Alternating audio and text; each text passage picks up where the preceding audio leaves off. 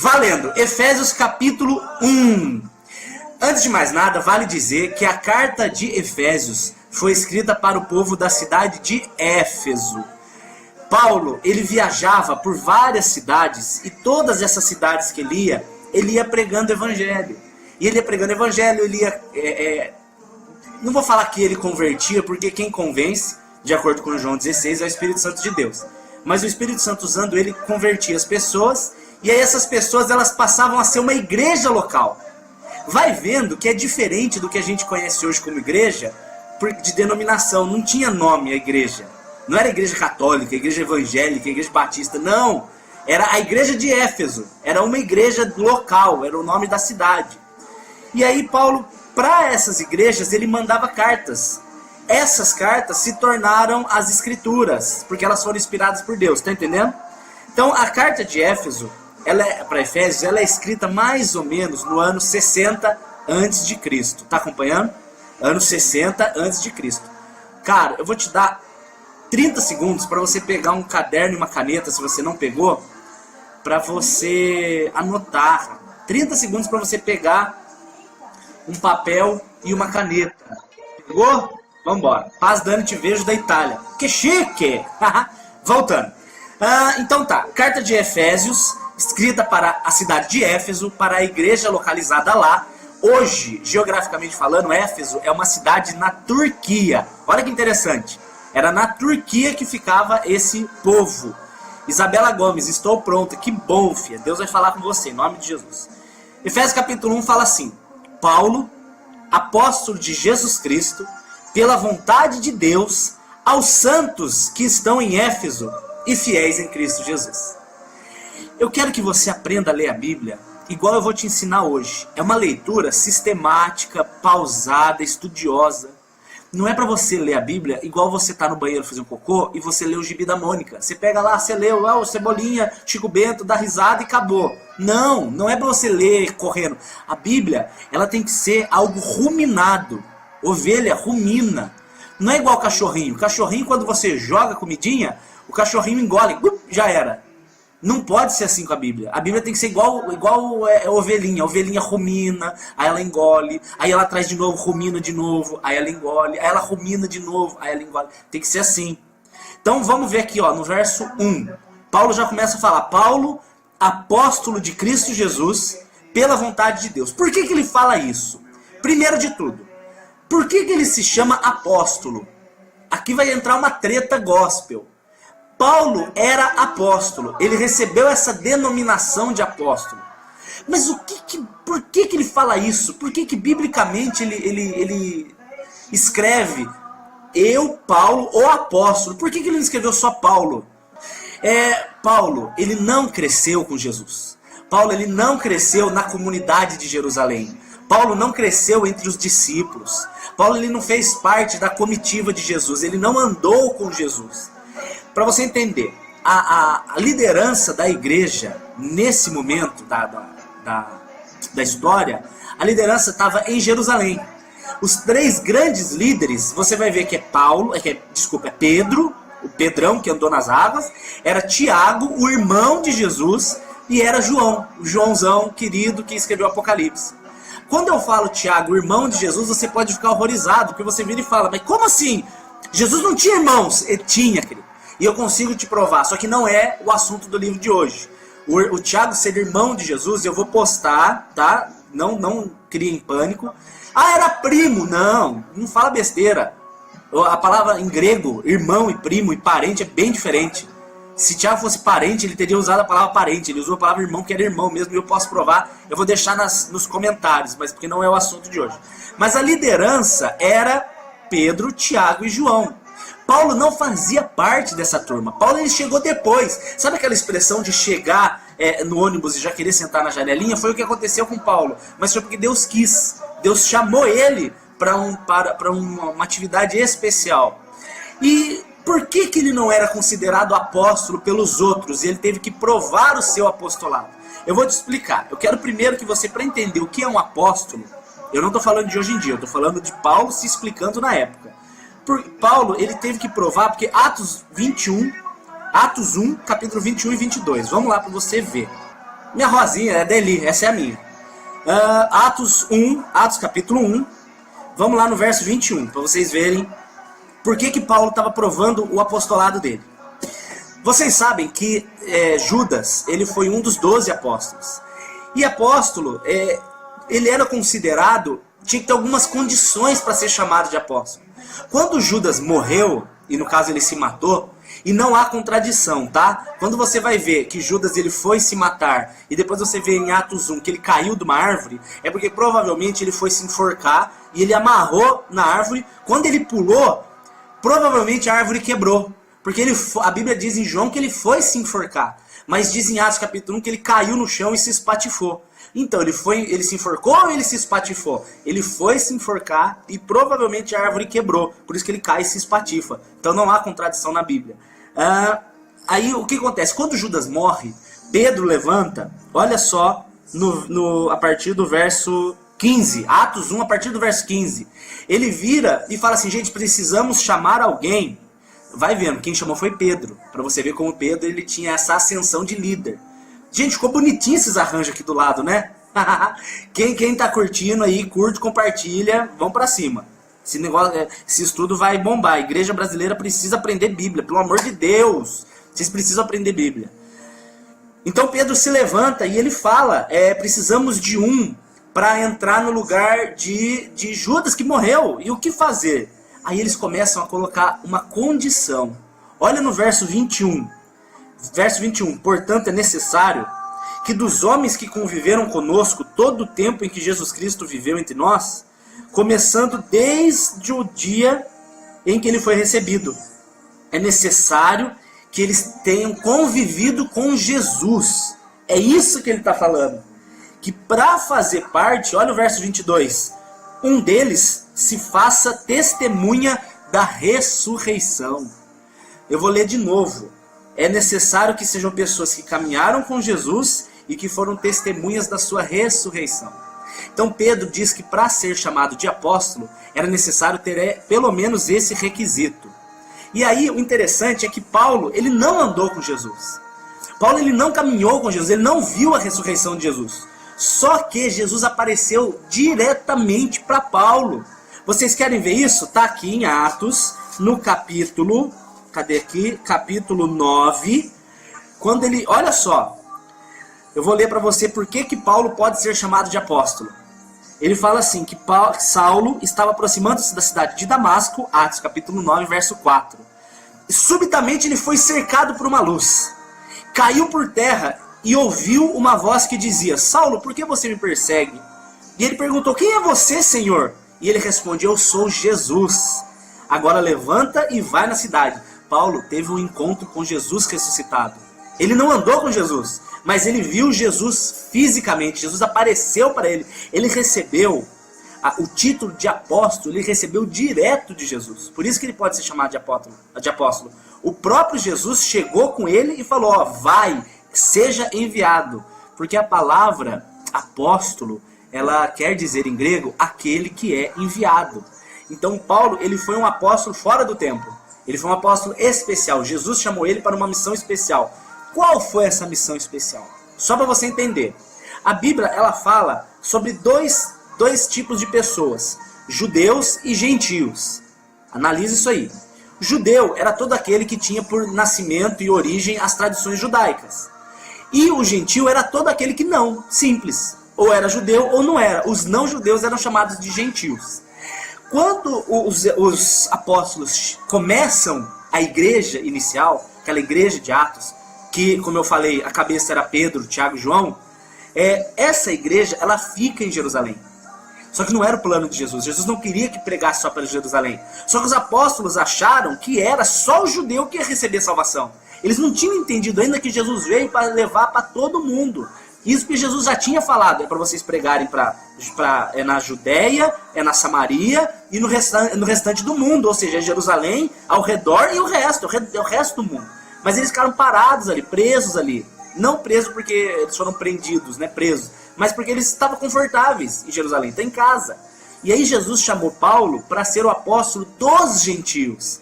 Então, enquanto você vê Pedro, Tiago e João pregando para a comunidade judaica em Jerusalém, você vê Paulo sendo o principal pregador dos gentios. Então, por isso que Paulo viajava, enquanto os apóstolos ficavam, a maioria do tempo, em Israel. Porque o ministério deles era com os judeus e o ministério de Paulo era com os gentios. Você está entendendo? Eram dois ramos esse negócio. Então, Paulo, primeiro ele prova que ele pode ser apóstolo porque ele viu Jesus ressuscitado. Então ele já cumpre aquele pré-requisito. Segunda pré-requisito para ser um apóstolo, que Paulo ele cumpre. Está lá em 2 Coríntios 12:12. Abre comigo, 2 Coríntios, capítulo 12, verso 12. Só ir um pouquinho mais para frente de Atos. 2 Coríntios 12:12. Tá acompanhando até agora, gente? Vamos embora? Vamos continuar? 2 Coríntios 12:12 fala assim, Paulo falando: os sinais do meu apostolado foram manifestados entre vocês com a minha paciência através dos sinais, prodígios e milagres. Um dos sinais para ser apóstolo é que você tinha que ter o poder de Deus. Não era só uma pessoa que chegava e falava de Jesus, blá blá blá blá blá blá blá blá blá. Que ele tinha que ter poder. Paulo fala isso em 1 Coríntios 4. Quando eu chegar aí, eu não quero ver só o pessoal falando que ama Jesus. Eu quero ver poder. Eu quero ver você orando. Eu quero ver você profetizando. Eu quero ver você colocando a mão e curando gente. Eu quero ver você indo evangelizar. Eu quero ver você abandonar o pecado.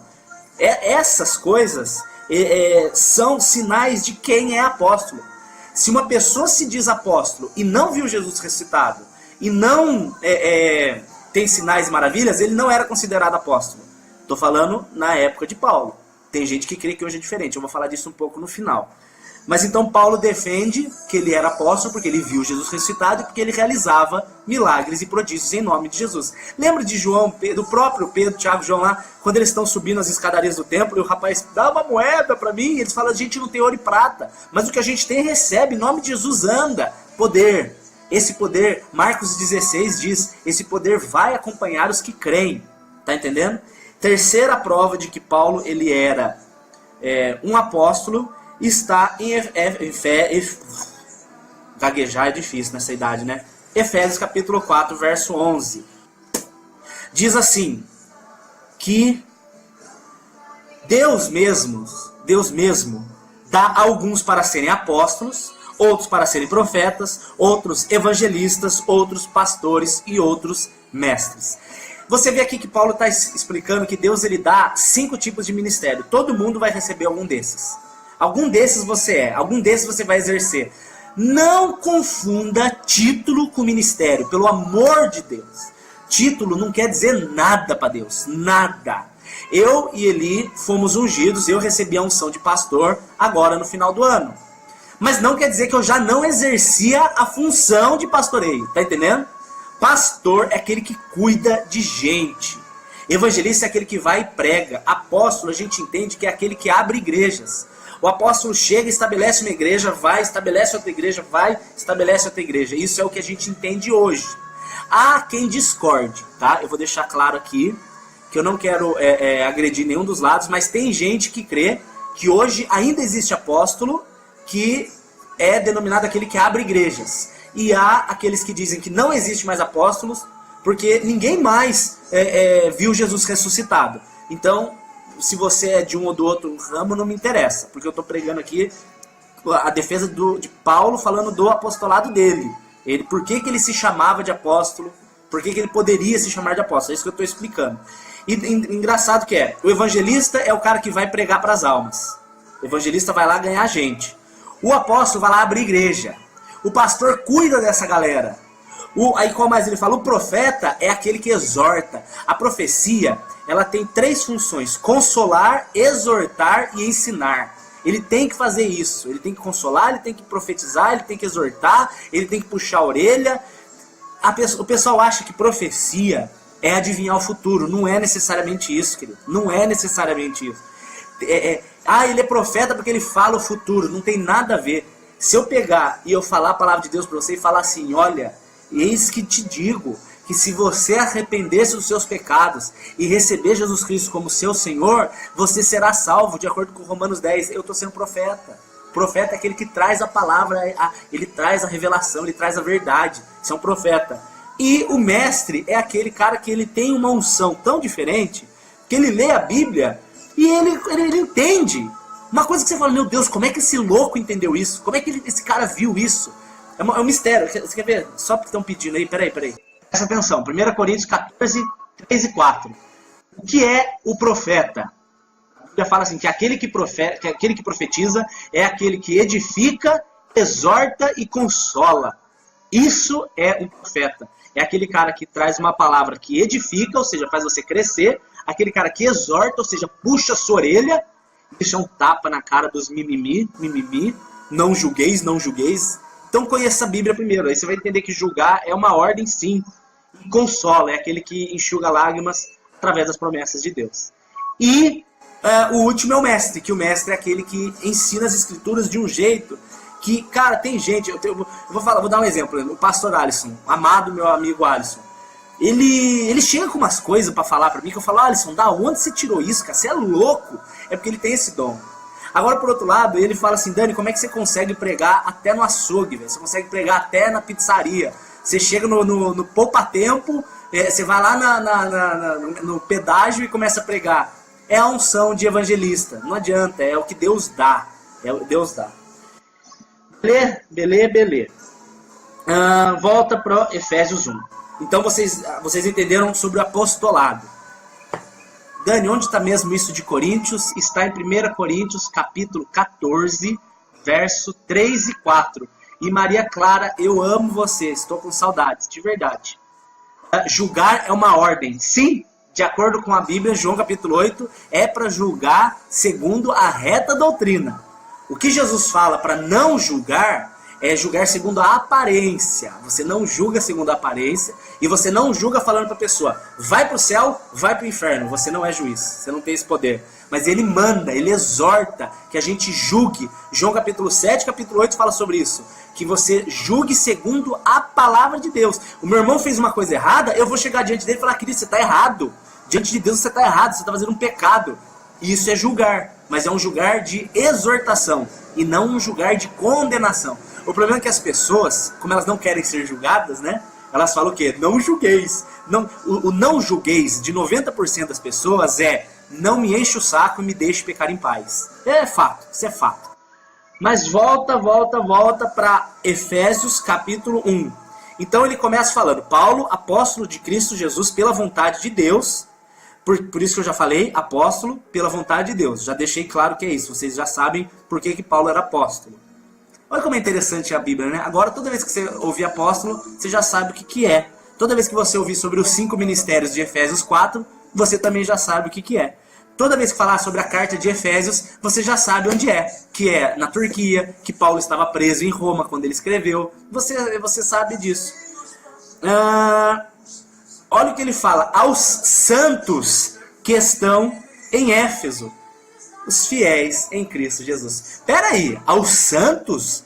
Mas eu aprendi com a minha avó que santo é todo aquele que morreu e intercede por mim. Tá errado. O único que vive a interceder, Aquele que vive a interceder. Hebreus 7, 25 deixa claro que aquele que vive a interceder é Jesus. Hebreus 7, 25. Cristo é aquele que vive a interceder por nós. Então já deixa anotado aí na sua Bíblia. Intercessor é Hebreus 7, 25. É Cristo Jesus. Então o que é santo, Dani? Se santo não é o intercessor. Não confunda essas duas coisas. A Bíblia nunca diz que santo é intercessor. Isso é tradição de igreja. O que é santo? A palavra santo vem do grego que diz separado. Do hebraico kadosh. Separado. Mas separado do quê?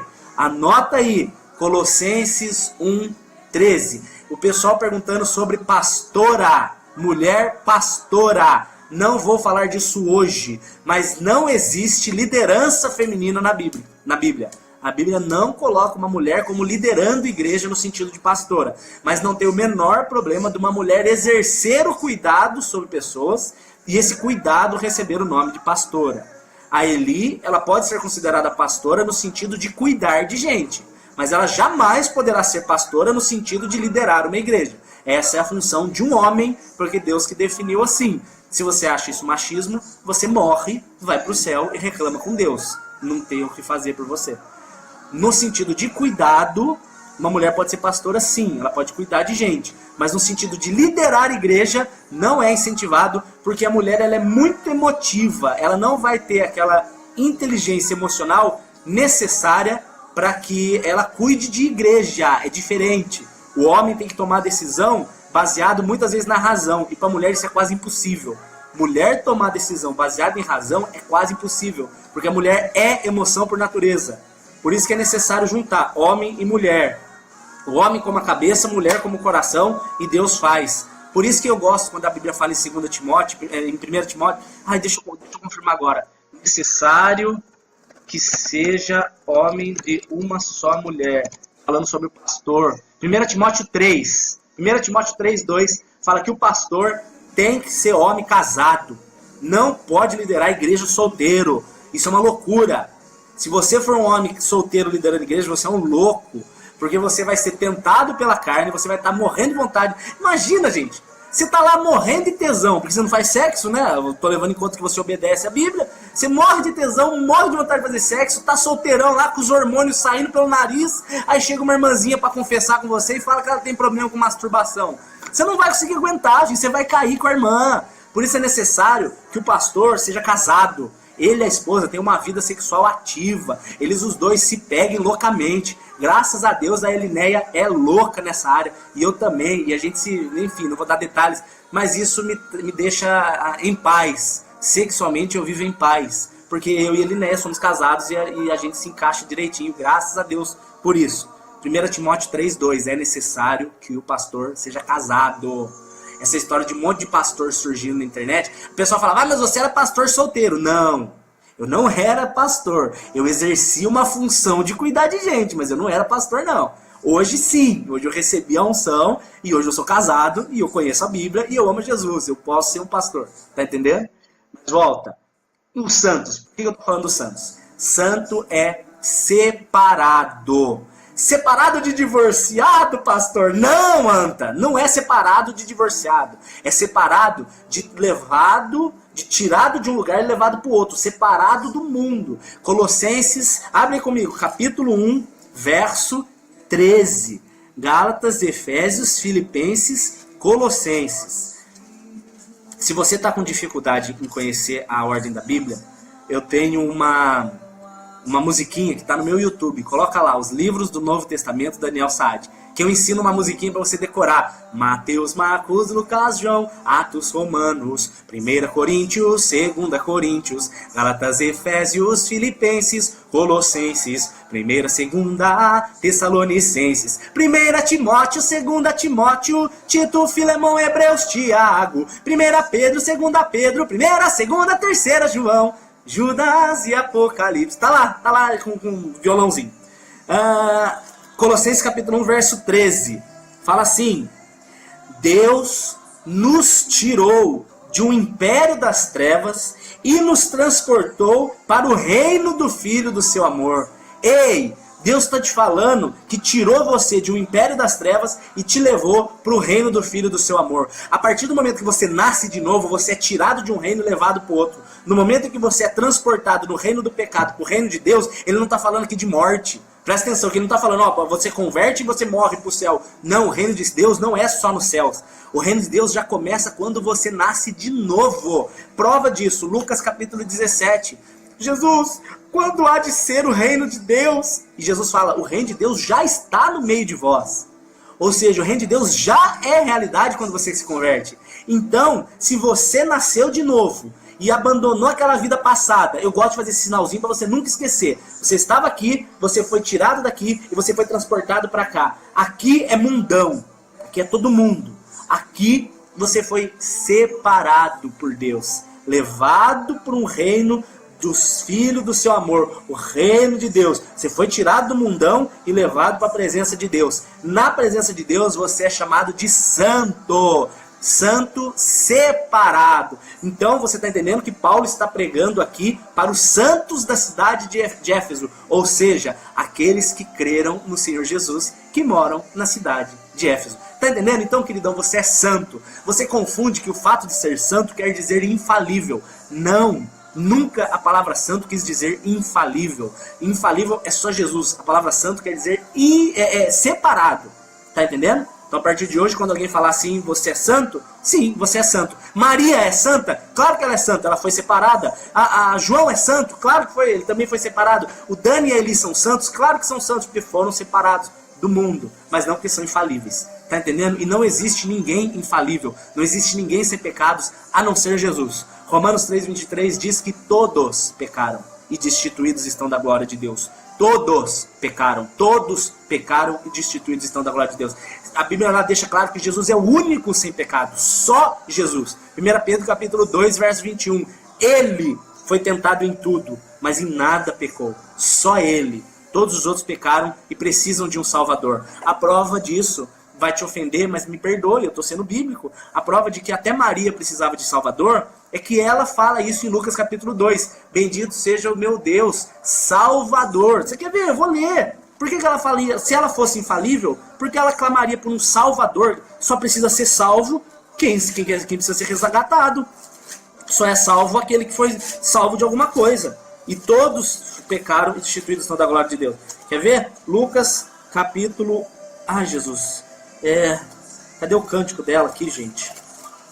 É um. Aqui, ó. Lucas capítulo 1. Eu falei 2, eu errei. É Lucas 1, 46. E disse Maria: minha alma engrandece ao Senhor, meu espírito se alegra em Deus, o meu Salvador. Então você começa a ver que todos carecem da salvação de Jesus, porque Ele é lindo e maravilhoso e Ele é o nosso Deus. Continua, olha só, gente, tudo isso no capítulo 1, hein? Do verso 1. Estudo bíblico é muito louco por causa disso. Ó. No verso 1 a gente já aprendeu o que é apóstolo, a gente já aprendeu o que é santo, a gente já falou sobre os ministérios, a gente já aprendeu sobre julgar, a gente já falou sobre pastoreio feminino. Cara, a Bíblia é muito louca. Chegou minha linda esposa. Continua, ele fala assim: a vocês, graça e paz da parte de Deus. Bem, olha que bonitinho o nosso arranjo agora. Não ficou, não combina, velho? Ficou legal. A vocês, graça e paz da parte de Deus, o nosso Pai, e do nosso Senhor Jesus Cristo. O que quer dizer Senhor Jesus Cristo? Vamos lá. Gente, agora vai, presta atenção, se você tem dúvida de que Jesus é Deus, eu vou te provar agora que sim, Jesus Cristo é Deus. Respira, pega um papel e uma caneta, que você agora vai aprender de uma vez por todas que Jesus Cristo é Deus. Sim! Abre comigo Deuteronômio capítulo 6, verso 4. 6, capítulo 6, verso 4. Fala assim: ouçam, ó Israel, o nosso Deus é o único Senhor. Ele nem o que eu falei aqui? O nosso Deus é o único Senhor. Fala alto para eles ouvirem. O nosso Deus é o único Senhor. O nosso Deus é o único Senhor. Agora você vai ver em Efésios capítulo 4, falando que só há, Efésios 4, verso 5, há um só Senhor e uma só fé. Então, pera, se eu juntar Deuteronômio 6, verso 4, com Efésios capítulo 4, verso 5, eu entendo que só há um Senhor, um só Deus. Vocês leram que, eu vou ler de novo, Deuteronômio 6, fala que só há um Senhor. Só que aí, chega aqui em Efésios capítulo 1 e fala que Jesus Cristo é o Senhor. Ué, se só há um Senhor e um só Deus, e ele chama Jesus Cristo de Senhor, o que eu consigo inferir disso tudo? Continua lendo. Abre comigo Isaías capítulo 43. Isaías capítulo 43. Olha só o que fala aqui. No verso 11, Isaías 43, 11, fala assim: eu sou o Senhor. Fora de mim não há Salvador. Eu sou o Senhor e não há fora de mim Salvador. Ou seja, o mesmo Senhor é Salvador. Abre também Isaías 44, Lucas 2:11. Lucas 2:11. Lucas 2:11 fala que... Como eu gosto disso, cara. E esses testemunhos de Jeová que vêm bater na minha porta, quando eu falo essas coisas, eles ficam desesperados. Lucas 2:11 diz assim, que na cidade de Davi nasceu hoje Jesus Cristo, o Salvador, o Senhor. Quando você lê que ele está falando que só há um Deus e Senhor e Salvador, e depois que Jesus Cristo é o Senhor e Salvador, o que você entende? Quer mais prova? Tá bom. Vamos lá. Isaías capítulo 41, verso 4. Abre em Isaías 41, verso 4. Fala assim: eu, o Senhor, sou o primeiro e sou o último. Isaías 41, 4. Eu sou o primeiro e sou o último. Isaías 44, 6. Fala assim: diz o Senhor de Israel, o primeiro e o último. Fora de mim não há Deus. O primeiro e o último. Isaías 48, verso 12. Isaías 48, verso 12 fala assim: me ouçam, Israel, eu sou eu mesmo, o primeiro e também o último. Deus fala 3 vezes que ele é o primeiro e o último. O Pai está falando que ele é o primeiro e que ele é o último. Vamos para Apocalipse? Vamos para Apocalipse. Apocalipse, capítulo 1, verso 7.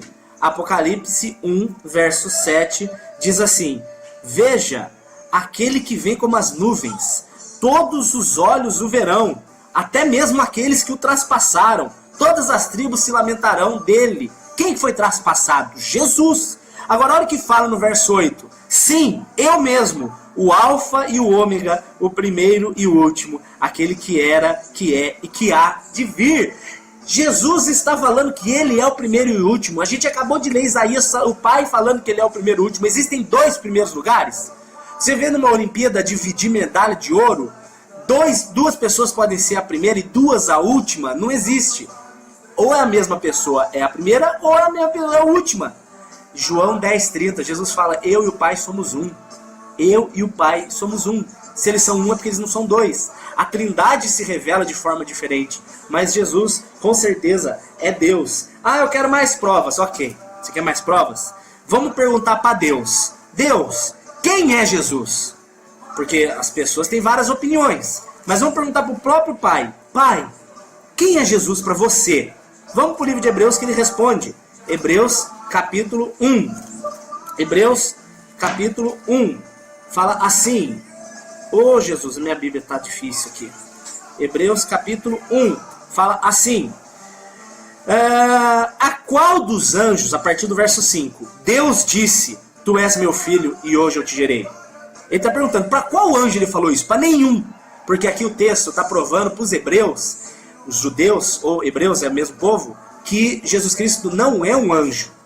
Tem muita gente que crê que Jesus Cristo é o anjo Miguel, que Jesus Cristo é uma criação de Deus. Não, ele é o Criador. De acordo com João 1, todas as coisas foram feitas por Ele. Por Jesus as coisas foram feitas. Aí Deus está falando assim, ó: para os anjos, eu nunca disse que eles eram meus filhos. Nunca. Mas ao introduzir o primogênito no mundo, eu disse que todos os anjos o adorem. Peraí, Deus não divide sua adoração. Se Deus não divide a sua adoração, como é que ele está mandando todo mundo adorar Jesus? E olha o que ele fala no verso 8. Do Filho, Deus diz. Presta atenção. Do Filho, Deus diz: ó Deus, o teu trono subsiste pelos séculos dos séculos. Como é que Deus fala do Filho? Ó Deus, o teu trono subsiste. O Pai está chamando o Filho de Deus. Ó Deus, o teu trono subsiste. Se o próprio Pai chama o Filho de Deus, quem sou eu para falar que não? Outra prova, Isaías, quando ele fala no verso 6 assim, que um filho se nos deu, uma criança nos nasceu, e ele será chamado do quê? Quais eram os nomes de Jesus? Isaías capítulo 6. Não, é 9:6, né? Ou é 6:9? Isaías, eu vou ler para vocês, maravilhoso conselheiro. 9:6. Eu misturei. Não é 6:9, é Isaías 9:6. Porque um menino nos nasceu, um filho nos foi dado, o principado está sobre os seus ombros, e ele será chamado do quê? Maravilhoso, conselheiro, Pai da eternidade, príncipe da paz e Deus forte. Jesus será chamado de Deus forte. Então Jesus Cristo, ele é Deus, sim. Vou te dar a última prova pra gente terminar esse ao vivo, que já tá ficando longo. 3:13. Então disse Moisés a Deus, falando assim: quando eu for aos filhos de Israel e lhes disser que o Deus de meus pais nos enviou, eles vão me perguntar qual é o seu nome. O que eu direi? Verso 14. Então disse Deus a Moisés: diga a eles que o eu sou me enviou a vós. O eu sou. O eu sou. Deus, como é o seu nome? Eu sou Moisés. E Deus fala: Moisés, meu nome é Eu Sou. Iavé, eu sou. É demais isso. O judeu, ele tinha tanto respeito, bora cultura, que ele não fala eu sou. Eles falam, por exemplo, eles não falam essa palavra Iavé, eles não pronunciam. Um exemplo disso é quando você vai ver a palavra louvor. A palavra louvor é halel em hebraico. Louvor, halel. Quando eles falam louve a Deus, eles deveriam falar halel Iavé. Só que eles não falam halel Iavé, eles falam halel Iá, que é o Iá, só a primeira parte. Por isso que daí que vem o aleluia, halel Iá, aleluia, louvado seja Deus, louvado seja o eu sou. Mas eles não falam eu sou, de tanto pudor. Pra você ter uma ideia, os escribas judeus, eles eram chamados de maçoretas. Era aquela pessoa que pegava a Bíblia, colocava a folha em cima e copiava palavra por palavra. Se tivesse algum erro, ele rasgava para não ter perigo de copiar errado. Para o pessoal que fala que a cópia da Bíblia tem problema, você não faz ideia do zelo que era um judeu maçoreta. O escriba, o que copiava a Bíblia antes de ter imprensa, né? E aí ele estava lá escrevendo, tal, se errava, ele rasgava aquela folha e queimava para não ter perigo.